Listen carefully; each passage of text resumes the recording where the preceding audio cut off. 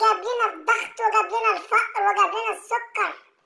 جايبين احمد سعد اللي بيلبس جيبة اسكتلندا زي بتوع اسكتلندا، وجايبين اللي اسمه ادوارد ده عامل زي ابراع الحبشي، وجايبين الهام شاهين والمجموعة التانية عاملين زي كفار قريش.